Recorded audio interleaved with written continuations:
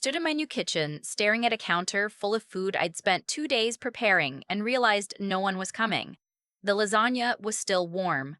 I'd made three of them, one meat, one vegetable, one with extra cheese, because my uncle always said he didn't like vegetables in his pasta.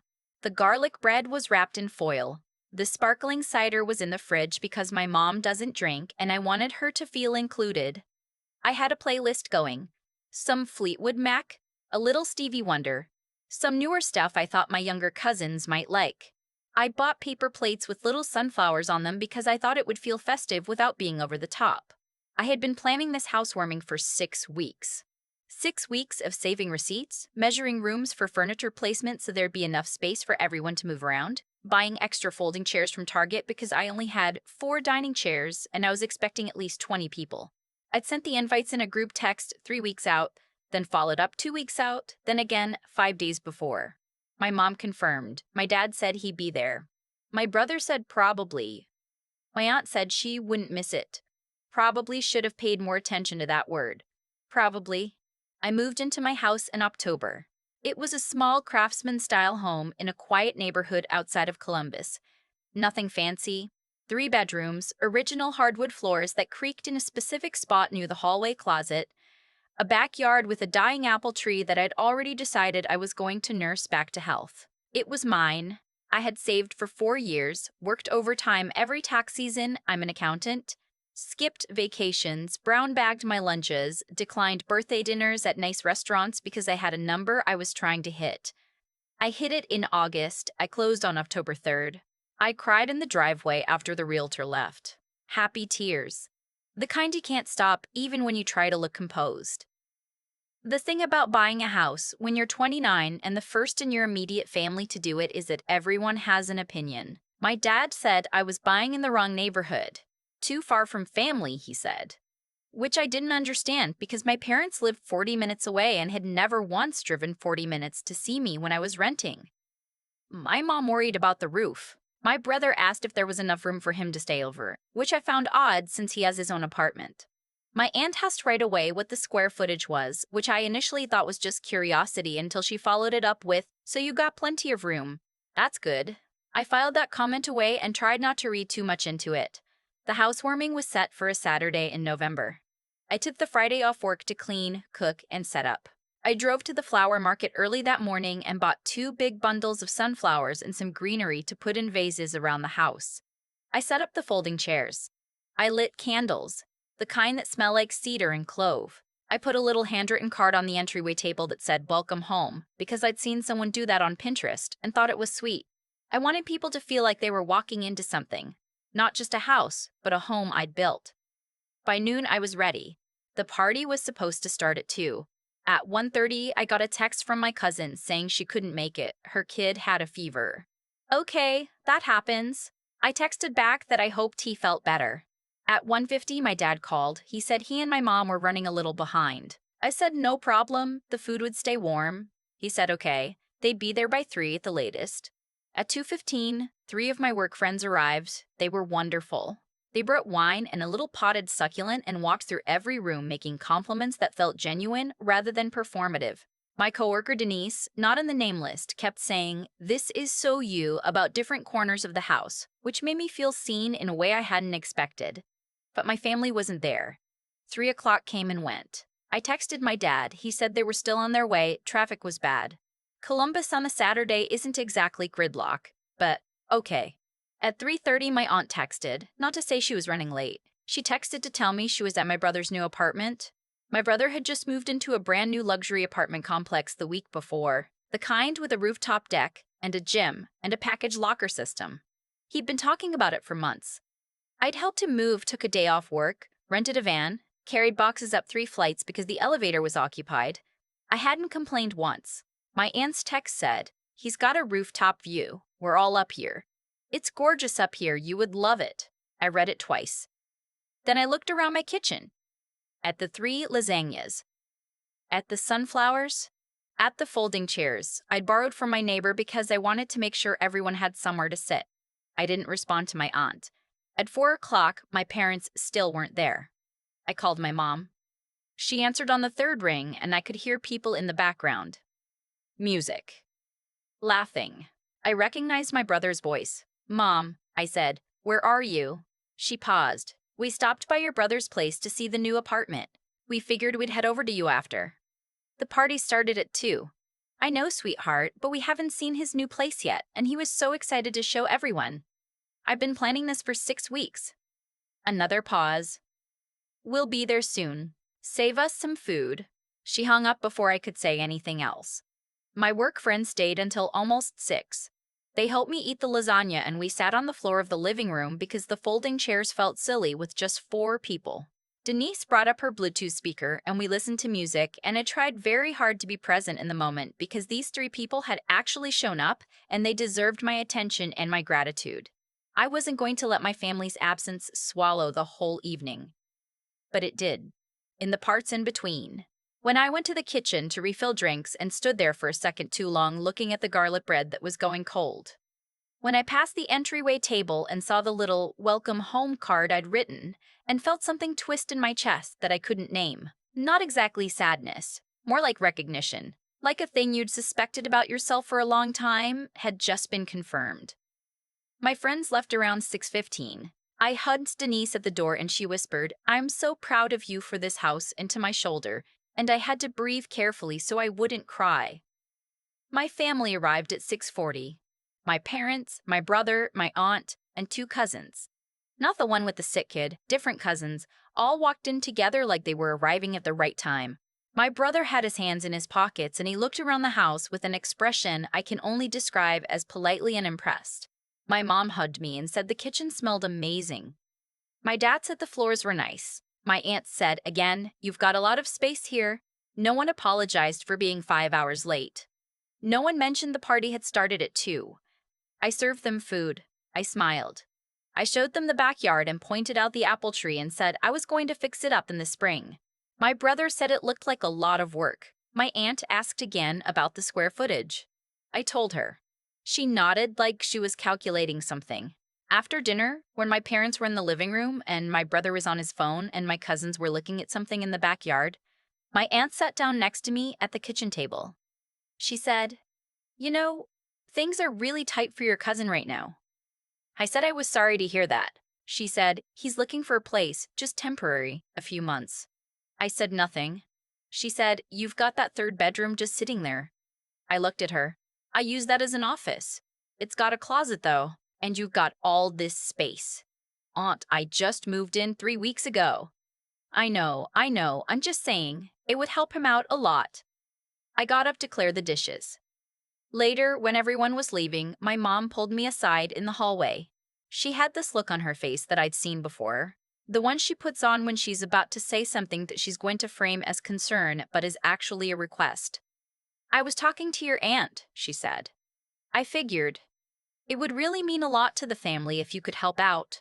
Just for a little while. Mom, I bought this house. It's my house. I don't want a roommate. He's not a stranger. He's family." That doesn't change what I said. She pressed her lips together. "You've always been so focused on yourself." I didn't respond to that. I walked her to the door. I hugged my dad. I said goodbye to my brother, who left without saying anything about the house being nice, or the food being good, or the fact that I'd taken a day off work and rented a van to help him move the previous weekend. My cousins waved from the car. My aunt gave me a look I couldn't read. I closed the door. I stood in my hallway for a long time. Then I went back to the kitchen and started washing dishes. The next morning, I woke up to a text from my mom that just said, "We need to talk. Call me." I set my phone face down on the nightstand and made coffee first. When I called her back, she told me I'd been rude to my aunt. That my aunt was only trying to help my cousin, who was going through a hard time. That I had more than enough room and it was the kind of thing family does for each other. I listened until she was done. Then I said, "I worked for 4 years to buy this house. I did it alone. I don't owe anyone a room in it." She said that wasn't a very family-oriented attitude. I said I'd call her later and hung up. What happened after that didn't happen all at once. It happened in increments, the way these things usually do. My aunt called 2 days later to follow up about my cousin. I told her I'd thought about it, and the answer was no. She said she was surprised, given everything the family had done for me over the years. I asked her what specifically she meant. She couldn't name anything specific. She just kept saying everything. I said I was sorry, but the answer was still no. My brother texted me that weekend asking if he could borrow my car on Sunday because his was in the shop. I had plans on Sunday, but I said I could probably make it work. Then I asked him, hey, I know this is kind of late, but did you think the food was okay at the housewarming? You never mentioned it. He replied with a thumbs up emoji. That was it? Just a thumbs up. I lent him the car anyway. I shouldn't have. He brought it back 2 hours later than he said, gas tank lower than he left it, and didn't mention either thing. My dad called at the end of November to ask if I was coming home for Thanksgiving. I said I was planning on it.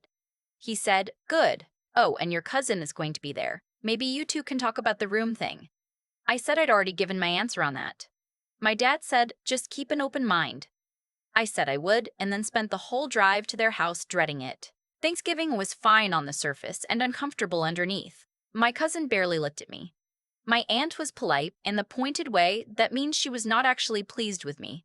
My mom kept the conversation light and steered away from anything real. My brother announced he was thinking about getting a dog, and everyone pivoted to that, and we spent 20 minutes talking about dog breeds as if nothing else was happening. After dinner, when people were watching football, my cousin came and found me in the kitchen where I was helping clean up. He stood in the doorway for a moment and then said, I heard you're not going to help me out. I said, I'm not in the position to have a roommate right now. He said, it would have just been a few months. I said, a few months is a long time when someone is living in your house. He said, I just think it's interesting that you have all that space and you won't help family. I turned to face him. I said, I work 60 hours a week during tax season. I saved for 4 years to buy that house. I took a vacation day to help your own cousin, move last month. I cooked food for 20 people and almost everyone spent my housewarming at your uncle's apartment instead. I think I've been pretty helpful to this family. I paused. The answer is no. He walked out of the kitchen. Driving home that night, I felt something settle in me. Not anger, not sadness. Something quieter than both. A kind of clarity. December came. I got a card in the mail from my aunt, Christmas card. Very cheerful, the kind with a pre-printed message and the signature at the bottom. No handwritten note. I put it on the counter and looked at it for a day and then moved it to recycling. My mom called twice a week, same as always, but the calls had a different texture to them now. There was always something underneath. A comment about my cousin. A reference to the family helping each other. Once she said, I just feel like things have been strange between us since you moved. I said I felt that too. She said she didn't know what had changed. I didn't answer that. The week before Christmas, I was wrapping gifts in my living room. Fleetwood Mac playing again. Little white lights on the tree I'd bought myself and decorated alone. Pine smell filling the whole downstairs. When my phone buzzed. It was my brother. He needed money. Not asking. Just texting like it was a logistics problem that I happened to be the solution to. He'd had some unexpected expenses. Didn't say what and was short on rent by $400 and could I Venmo him before Friday. I sat with that text for a while. I thought about the thumbs up emoji. I thought about the gas tank. I thought about standing at that counter at 6:40 watching people walk into my house 5 hours late with no apology. I thought about the rooftop deck. I texted back, I'm a little tight right now. I can't. He replied, seriously? I said, yeah, sorry. He didn't respond after that. I finished wrapping my gifts. I poured myself a glass of eggnog and sat on my couch in the glow of the tree lights and tried to feel guilty and couldn't. That worried me a little because I'd spent my whole life feeling guilty about saying no to this family. The absence of it was unfamiliar. Like a sound you'd grown so used to that the silence where it used to be felt strange. Christmas itself was tense. I went because I didn't want to make it bigger than it was, and because I genuinely loved the ritual of it. The specific plates my mom only uses in December, the way my dad always burns the rolls slightly and acts like it was intentional. But it was clear that things had shifted. My brother barely spoke to me. My aunt was cordial in the way that costs something to maintain. My cousin wasn't there, which was either a coincidence or a choice. On the drive home, I called my friend Denise from work. I talked for 45 minutes. She said, "Can I be honest with you?" I said yes. She said, "I think you've been the family's soft place to land for a really long time, and they don't know how to deal with you having edges now." I thought about that for a long time after we hung up. January was quiet. My mom called, but the calls got shorter. My dad texted once to say the car needed new brakes, which I thought was an odd thing to text me until I realized he might be gearing up to ask me to help pay for it. He didn't ask, but I noticed I was waiting for it. In February, my brother texted again. Different amount this time. He needed $250 for a car repair. He'd pay me back by the end of the month, he said. I said I couldn't do it. He said, "You're really going to be like this?" I said, "You're really going to be like this?" I said, "I'm not being like anything. I just can't." Because of the 400, I said I'd pay you back. You didn't pay it back. You didn't bring it up again after I said no. So that's what this is about. I put my phone down and went for a walk. When I got back, I had a voice message from my mom. She'd heard about the situation. My brother had clearly called her, and she wanted to understand why I was pulling away from the family. She said she knew things had been different since the housewarming. She said she hoped I wasn't holding on to resentment about that, because they really had intended to come, and they did come, just a little later than planned. A little later than planned. I sat in my car in the driveway for a while. Then I went inside and made dinner. Pasta. Simple. Just for me. I ate at my kitchen table, in my house, with the lights on, and I looked at my creaky hardwood floors and my dying apple tree through the back window and my welcome home card that I'd moved from the entryway to the kitchen windowsill because I wanted to see it every day. I wrote my mom a letter, not a text. An actual letter, handwritten, 4 pages. I told her everything I felt. I told her about preparing for 6 weeks. I told her about the sunflowers and the garlic bread going cold. I told her about the thumbs up emoji. I told her about standing in my kitchen at 6:40 and smiling and showing people around and serving food and feeling like I was performing normalcy while something in me was sitting very quietly in a corner, deciding things. I told her I loved her. I told her I always would. I told her I was not going to be available in the ways I had always been available, and that this wasn't punishment, it was just what I needed. I sealed the envelope. I put a stamp on it. I mailed it on a Tuesday morning on my way to work, dropped it in the blue mailbox on 5th Street, and kept walking. My mom called 3 days later. She'd gotten the letter. She cried a little. I stayed calm. She said she hadn't realized how I'd felt. I said I knew. She said she was sorry about the housewarming. Those words, "I'm sorry," cost her something I could tell, and I gave her credit for it. I said, "I know it wasn't malicious. I know you didn't think about it the way I experienced it. But that's what happened, and I needed you to know." We talked for an hour. It wasn't resolved. These things don't resolve in a single conversation. But something opened. With my brother, it's different. He never called. He never texted an apology. We exist now in a kind of polite distance, seeing each other at family events, talking about surface things, never going deeper. I've accepted that. I'm not angry at him. I just know who he is now in a way I didn't let myself know before. My aunt and I don't talk. That's a mutual understanding that happened without either of us saying it explicitly. My cousin got an apartment with a roommate he found on Facebook. It worked out fine. In March, I planted things in the backyard. Tomatoes, herbs, some lavender near the fence.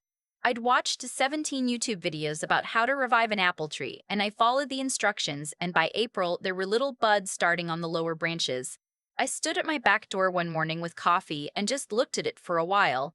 This tree that everyone would have said was not worth saving, and felt something I didn't have a word for at the time. I have a word for it now. It's mine. Not the tree, though the tree too, but the whole thing. The house, the driveway, the creaky floor, the life I built in the space I made for myself. It's mine in a way that nothing had ever been mine before, and the people in it are people I chose. Denise and 2 other friends I've gotten closer to this year, and a neighbor named something on the other street who lends me her garden hose and always waves. I don't regret the lasagnas. I don't regret the sunflowers. I don't regret the housewarming or the handwritten card or any of it. I'm glad I set a table that beautiful, even if most of the people I set it for didn't come. Because I came.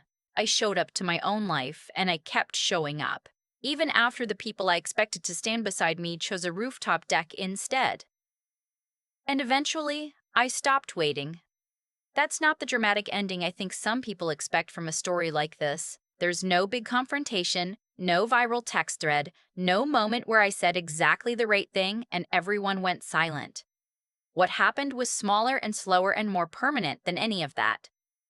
I just quietly became someone who didn't need their approval to feel sure about things. My apple tree has 12 apples on it this fall. I'm going to make a pie, just for me. If this story resonated with you, you know what to do. Hit subscribe, leave a comment below. I read every single one. And if you've ever had to fight to hold on to something you built for yourself, you're in the right place. Welcome to Noble Revenge. There's something nobody tells you about setting boundaries with family. They tell you it's hard. They tell you it's necessary. What they don't tell you is that the hardest part isn't the confrontation. It's the silence afterward, and learning to sit in it without deciding you did something wrong. I used to be the person who filled that silence. I'd reach back out. I'd soften whatever I'd said.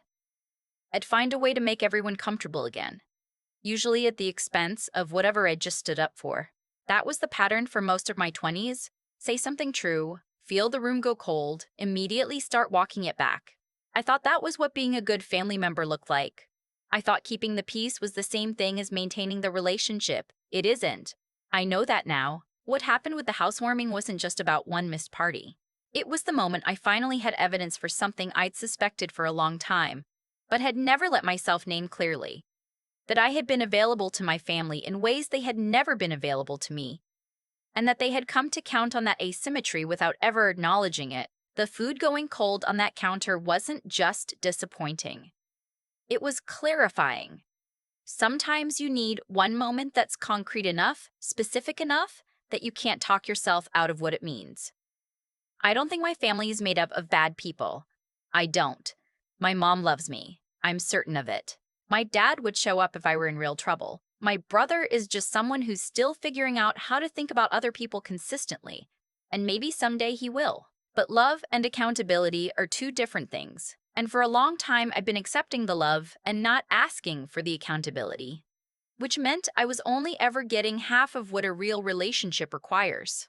The 4 years I spent saving for that house taught me something about what it means to build something.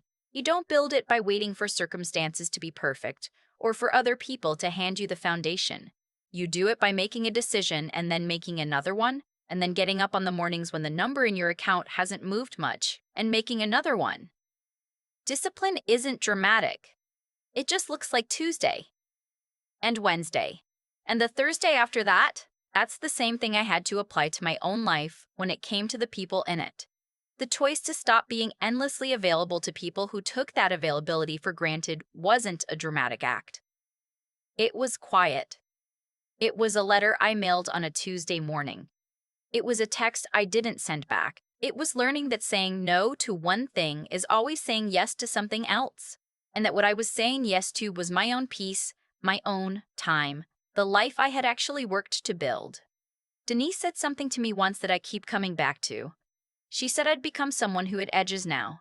I think what she meant was that I'd become someone with a shape. Not hard, not cold, just defined. There's a difference between a person who hasn't been tested and a person who has been tested and chose themselves anyway. I know which one I am now, and the apple tree in my backyard with 12 apples on it this fall. That tree everyone would have left for dead. It knows too.